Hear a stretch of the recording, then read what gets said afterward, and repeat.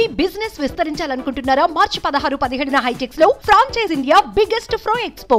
లోక్సభ ఎన్నికల ముందు తెలంగాణ రాజకీయాల్లో సంచలనాలు చోటు చేసుకుంటున్నాయి. ప్రతిపక్ష ఎమ్మెల్యేలు, రాష్ట్రంలోని కీలక నేతలు కాంగ్రెస్ వైపు తొంగి చూస్తున్నాయి.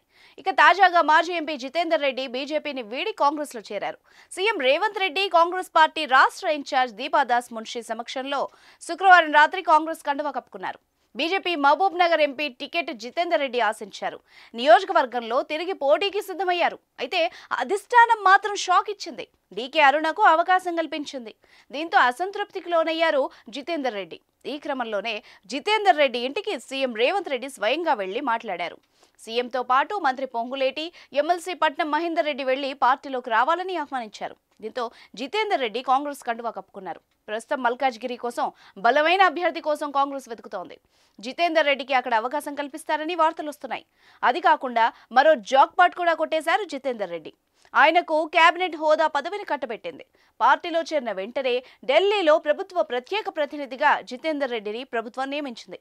ఈ మేరకు చీఫ్ సెక్రటరీ శాంతికుమారి జీవో జారీ చేశారు.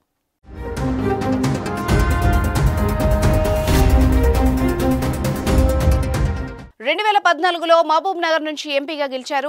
బీఆర్ఎస్ లోక్సభ పక్ష నేతగా కూడా ఛాన్స్ దక్కించుకున్నారు. ఆ తర్వాత బీఆర్ఎస్ పార్టీని వీడి బీజేపీలో చేరారు. గత ఏడాది జరిగిన అసెంబ్లీ ఎన్నికల్లో ఆయన కుమారుడు బీజేపీ ఎమ్మెల్యేగా నిలబడి ఓటమి చవిచూశారు.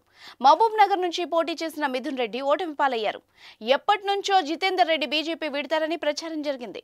బండి సంజయ్ స్టేట్ చీఫ్ గా ఉన్న టైంలో తెలంగాణలో బీజేపీ మంచి స్థితిలో ఉందని, కానీ నాయకత్వాన్ని మార్చడంతో పార్టీ ఇబ్బందులు ఎదుర్కొంటున్నామని పలుమార్లు విమర్శించారు. కిషన్ రెడ్డి నాయకత్వంపై ఆయన అసంతృప్తిగా ఉన్నారు.